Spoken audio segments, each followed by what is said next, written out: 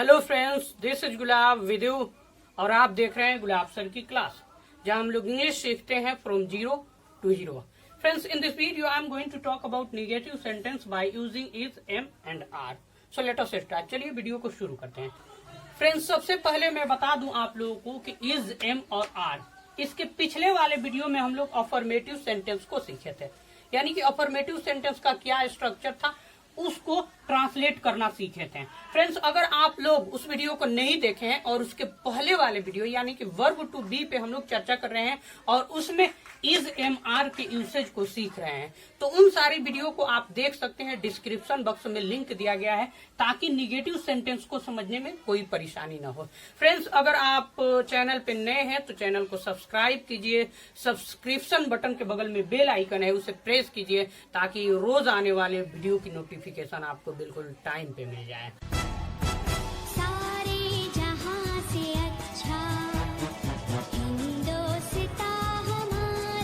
चलिए फ्रेंड्स, तो negative sentence को देखते हैं। निगेटिव सेंटेंस की हिंदी की मैं बात करूं तो नकारात्मक वाक्य।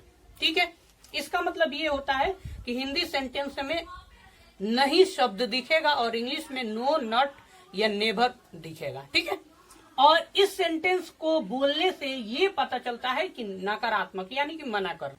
ओके, तो चलिए इस सेंटेंस का स्ट्रक्चर देखते हैं। सबसे पहले मैं ये बता दूं आप लोगों को कि अफर्मेटिव सेंटेंस का स्ट्रक्चर क्या था। Subject is, am, are. ठीक है, तीनों में से कोई एक according to subject then after complement था। ये अफर्मेटिव सेंटेंस के लिए स्ट्रक्चर था। लेकिन निगेटिव सेंटेंस के लिए स्ट्रक्चर क्या होगा? Subject is, am, are. क्या करना है आपको? इज, एम, आर के बाद से नॉट लगा देना है। ठीक है, उसके बाद से कंप्लीमेंट। ये आपका निगेटिव सेंटेंस का स्ट्रक्चर हो जाएगा। चलिए इसे एग्जाम्पल की मदद से समझने की कोशिश करते हैं। अगर मैं बोलूं वह खुश है, ये आप जानते हैं कि अफर्मेटिव सेंटेंस है। ओके, वह खुश है, ये अफर्मेटिव सेंटेंस है। ठीक है, तो बनाएंगे कैसे? सबसे पहले सब्जेक्ट ही इज हैप्पी, ये सीख चुके हैं। ठीक है, अगर निगेटिव सेंटेंस इसका दिया जाए वह खुश नहीं है, वह खुश नहीं है, तब क्या करेंगे फ्रेंड्स? तो सेम होगा। सबसे पहले सब्जेक्ट में रख दिया, तीनों में से कोई एक तो ही के साथ इज का प्रयोग होगा। ओके, उसके बाद से क्या करना है? हम लोगों को नॉट लगा देना है। तो यहाँ पे मैं नॉट लगा दिया और देन आफ्टर कंप्लीमेंट क्या है? खुश, हैप्पी। तो हैप्पी में डाल दिया, तो वह खुश नहीं है, इसका इंग्लिश ट्रांसलेशन ये होगा ही इज नॉट हैप्पी। फिर और एग्जाम्पल को देखते हैं। आप लोग उदास नहीं है, क्या होगा? You are, is, am, are. देखिए फ्रेंड्स, आपको इज, एम, आर के बाद ही नॉट को लगाना है। अगर मैं यहाँ पे ऐसे लिख दूं, यू नॉट आर सैड, तो ये सेंटेंस आपका गलत हो जाएगा। नॉट का पोजीशन क्या होगा? नॉट का पोजीशन होगा इज, एम, आर के बाद से और कंप्लीमेंट के पहले।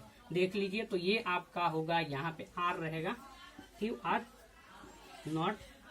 Not sad. ये आपका सेंटेंस सही होगा। ठीक है, एक और एग्जांपल को देखिए। अगर बोला जाए कि हम लोग दयालु नहीं है, हम लोग दयालु नहीं है, तब क्या करेंगे हम लोग? वी उसके बाद से are, then after not, we are not kind. Friends, इसी तरह के और एग्जाम्पल्स को स्क्रीन पे आप देख सकते हैं और समझ लीजिए।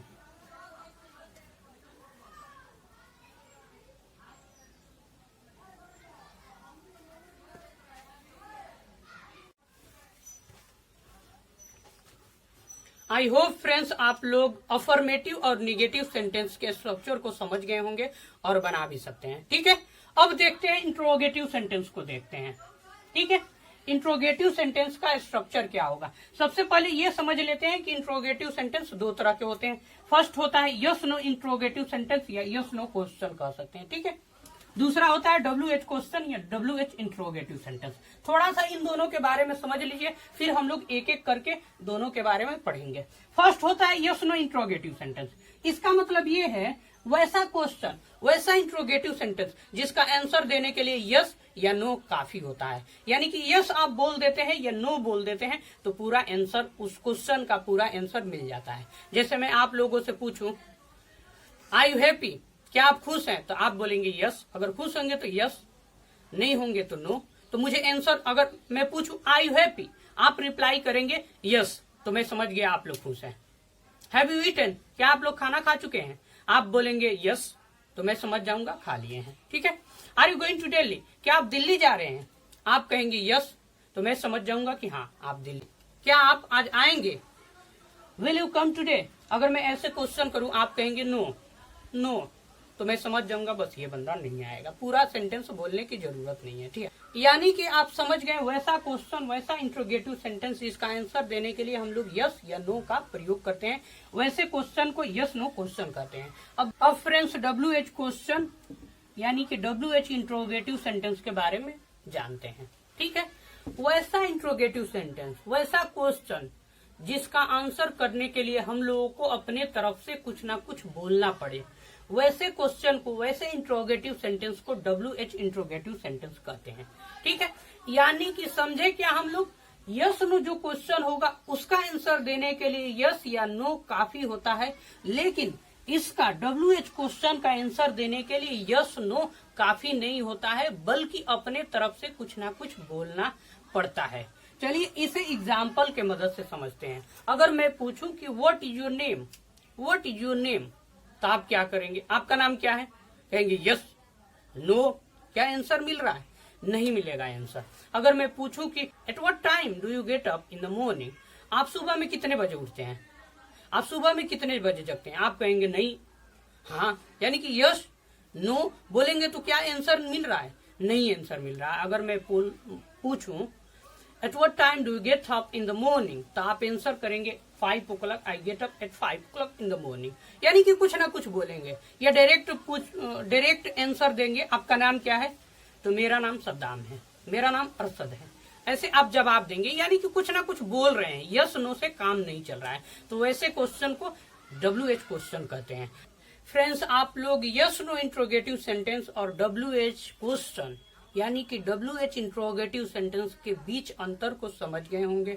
हम लोगों को पहले यस नो इंट्रोगेटिव सेंटेंस को पढ़ना है, उसके बाद से WH क्वेश्चन को पढ़ना है। तो चलिए सबसे पहले यस नो इंट्रोगेटिव सेंटेंस को पढ़ते हैं, ठीक है। फ्रेंड्स आप लोग अफर्मेटिव और निगेटिव सेंटेंस को समझ गए हैं, अब यस नो इंट्रोगेटिव सेंटेंस को समझने की कोशिश करते हैं। सबसे पहले इसका स्ट्रक्चर देखते हैं, इसका स्ट्रक्चर देखते हैं क्या होगा इसका स्ट्रक्चर।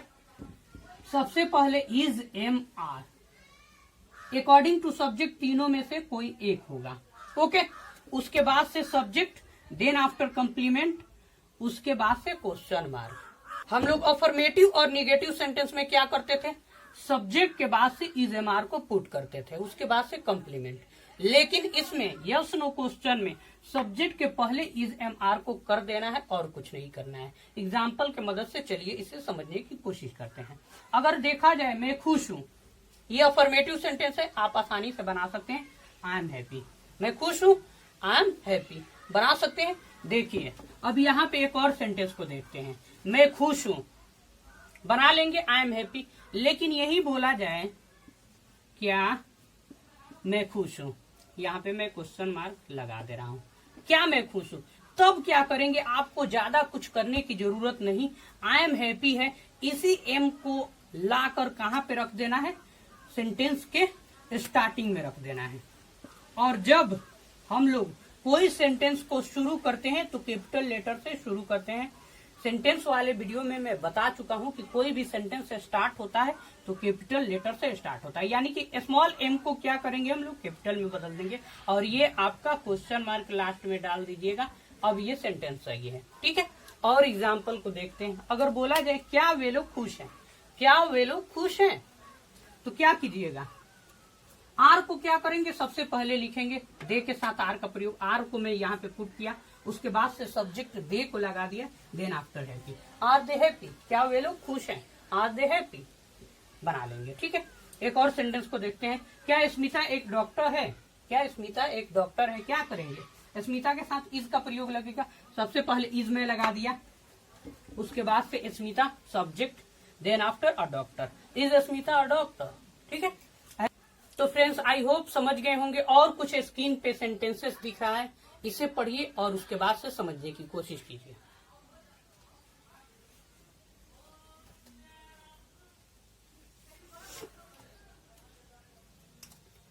आई होप फ्रेंड्स आप लोग अफर्मेटिव, नेगेटिव और इंटरोगेटिव सेंटेंस को समझ गए होंगे। आने वाले वीडियो में एक्सरसाइज हम लोग करेंगे, कुछ मैं आप लोगों को क्वेश्चन दूंगा, उसे आपको सॉल्व करना है, उसे ट्रांसलेट करना है। ट्रांसलेट करने के बाद से कोई प्रॉब्लम हो तो कमेंट बॉक्स में आप पूछिएगा, ओके। फिर उसके बाद से हम लोग प्रैक्टिस सेट लेकर आऊंगा, कुछ स्टूडेंट से बुलवाऊंगा कि इस पर अगर आप इज एम आर को पढ़ लिए, ट्रांसलेशन भी बना लिए, रिटन प्रैक्टिस कर लिए, उसके बाद से स्पोकन प्रैक्टिस कैसे करेंगे ताकि चीजें आपके माइंड में जाकर लॉक हो जाए और टंग पे आ जाए। यानी कि बोलने के लिए क्या जरूरी है, स्पीकिंग कम्स बाय स्पीकिंग, बोलने के लिए बोलना जरूरी है। तो बोलकर इसे प्रैक्टिस कैसे करेंगे हम लोग अगले वीडियो में देखेंगे। तब तक के लिए bye, have a nice day.